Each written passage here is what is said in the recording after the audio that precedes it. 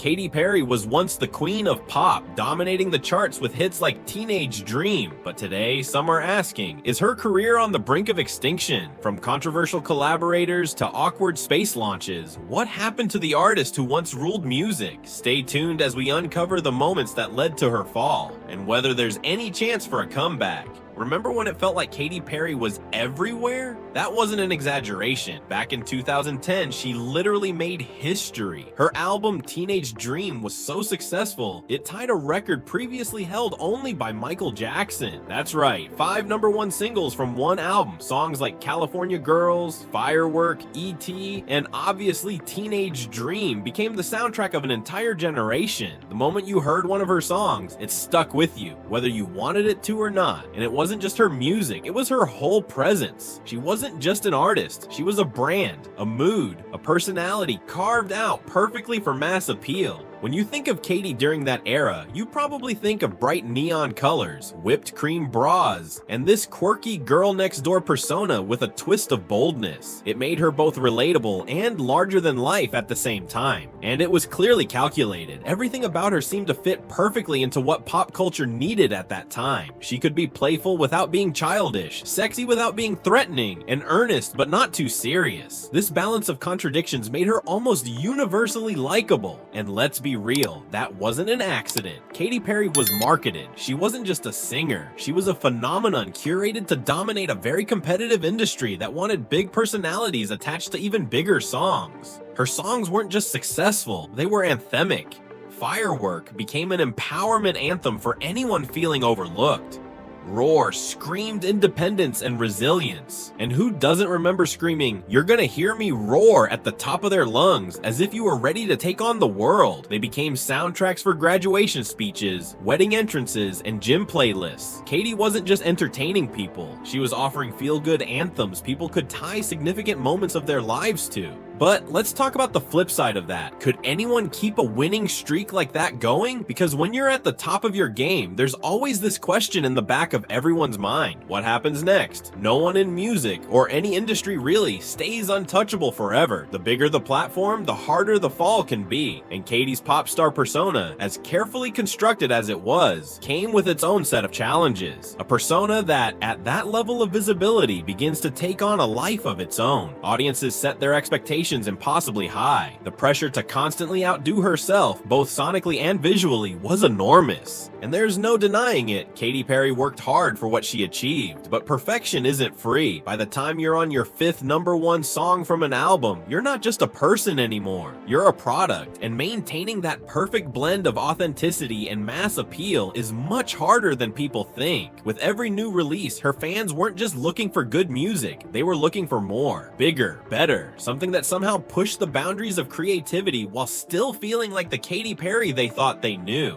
What's interesting is that even in her most dominating years, there were signs of strain. The smile that always seemed so effortless started to feel a little too perfect, like it wasn't entirely hers anymore. Fame takes its toll, and it seemed like Katy's ultra-polished image was both her greatest asset and her biggest liability. When you're selling a perfect version of yourself, it leaves very little room for flaws, and flaws are what make people human. Which brings us to the cracks that began to show. While Teenage Dream marked her peak, what came afterward felt more complicated. Her next releases had flashes of brilliance, but as the years passed, something shifted. Not all at once, but enough for people to start noticing. The first major sign of Katy's invincibility slipping, that would come during her Witness era. But let's save that dive for the next section. How does a pop sensation go from chart queen to struggling artist? For Katy Perry, the Witness era was where things started to unravel. Released in 2017, the album was a clear signal that she wanted to move in a different direction, both musically and as a public figure. She didn't want to just produce songs that were easy to dance or sing along to. This time, Katy had something to say. She called it purposeful pop, blending politically charged themes, deeper messages, and experimental sounds, which was a big departure from the fun, bubblegum feel of her earlier albums. On paper, it might have sounded bold. In reality, it didn't really land.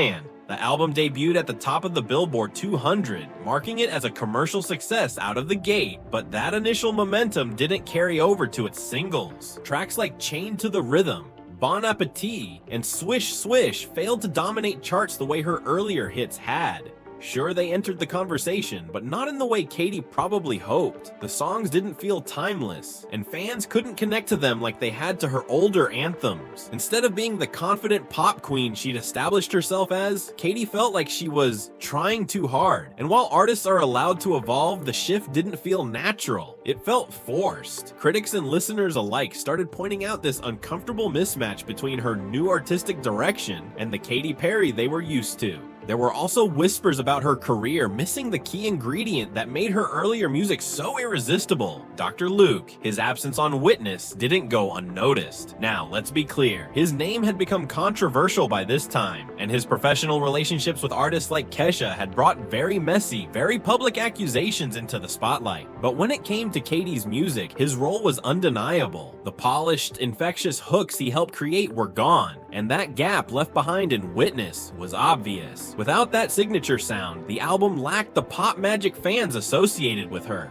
All of this piled on during a time when Katy tried something daring in pop music, but the execution just didn't match the ambition. While she aimed for growth, the public saw it differently. Critics called her attempts at being woke virtue signaling, while longtime fans felt disconnected from the more experimental style she'd embraced. On top of that, the 4 years between albums hadn't done her any favors. The music industry had shifted dramatically, with hip-hop dominating charts and new pop stars gaining ground. Katy seemed behind the times, and Witness became evidence of her struggle to keep up. The cracks grew even deeper, tarnishing her image and legacy. This wasn't teenage dream Katy anymore. Some tried to defend her, saying she was evolving, but the audience was unforgiving. From chart flops to public missteps, it was clear this era marked a turning point. Yet the question still loomed. Had her slide stopped there, or was this just the beginning? Katy Perry's comeback with her latest album 143 could have been a chance to rewrite her story. Instead, it became one of the most criticized moments of her career, and a lot of that came down to one major decision. Despite ongoing controversies, she chose to collaborate again with Dr. Luke, a producer whose name is practically synonymous with scandal in the music industry, thanks to the very public accusations against him by Kesha. This decision didn't just draw side eyes, it sparked intense backlash. Fans questioned her value,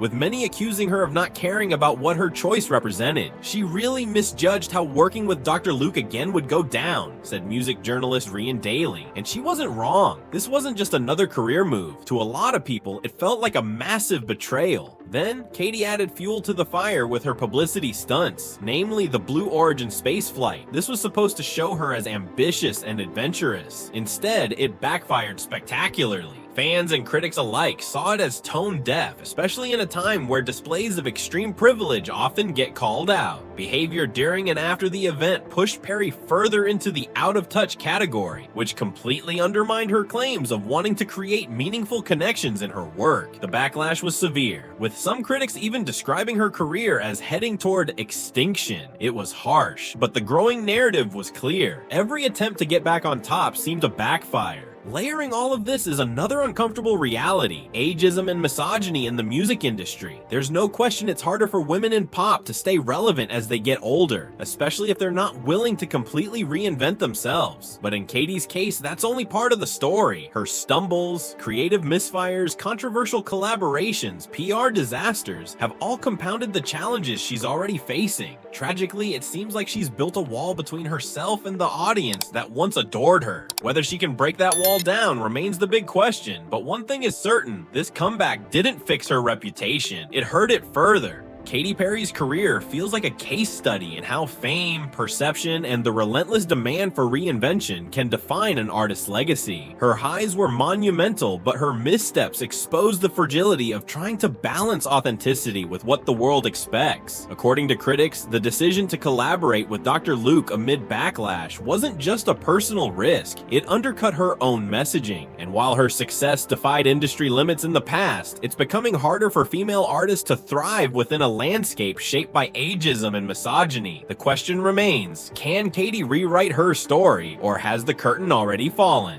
What do you think of Katy Perry's future? Will she reinvent herself successfully, or her career downfall will be more tragical to watch? Let us know your comments.